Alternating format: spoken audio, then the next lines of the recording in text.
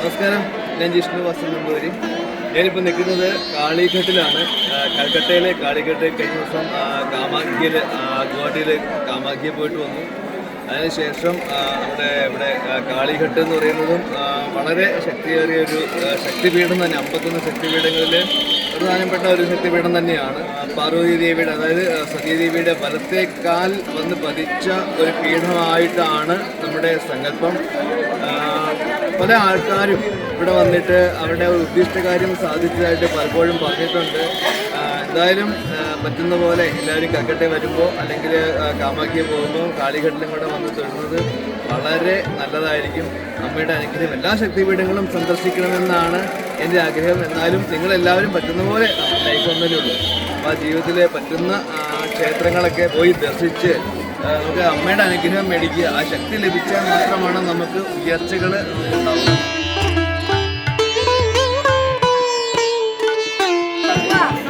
നമ്മൾ ഈ കാണുന്നത് ദേവിയുടെ ശ്രീകോവിലിൻ്റെ താഴികക്കുടമാണ്. നമ്മുടെ ഇതിൽ താഴികക്കുടം എന്ന് പറയും. നമുക്കിത് സൂം ചെയ്താൽ കുറച്ച് കാണാൻ പറ്റും. തൃശ്ശൂലമുണ്ട്, കൊടിയുണ്ട്. വളരെ ശക്തിയേറിയ ഒരു പീഠമാണ്, നമുക്ക് ഈ ശക്തിപീഠമാണ്. അതുകൊണ്ടാണ് മുകളിൽ തൃശ്ശൂലമൊക്കെ നമുക്ക് ഇവിടെ വച്ചേക്കുന്നത്. അപ്പോൾ നമുക്ക് ആ ദേവിയുടെ ശക്തി ഇതിൽ നിന്ന് നമുക്ക് തന്നെ മനസ്സിലാക്കാൻ സാധിക്കും.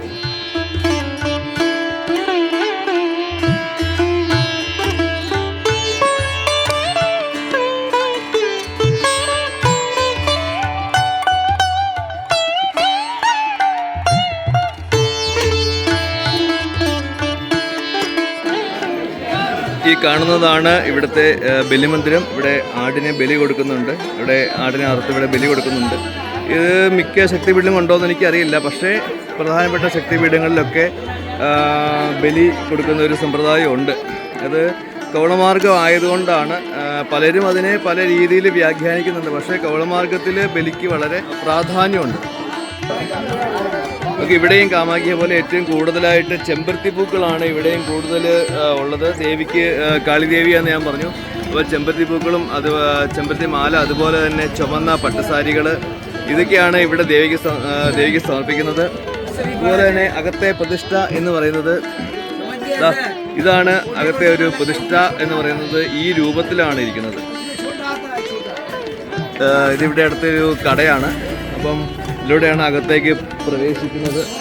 അപ്പോൾ നമുക്ക് ഈ കാളിഘട്ടിൽ വരുമ്പം താമസിക്കുന്ന സ്ഥലമൊക്കെ പ്രത്യേകം സേഫായിട്ട് ഉള്ള ഒരു സ്ഥലം നോക്കി വേണം നമ്മൾ താമസിക്കാൻ. അതനുസരിച്ചൊക്കെ എടുത്താൽ നമുക്ക് വളരെ സേഫായിരിക്കും.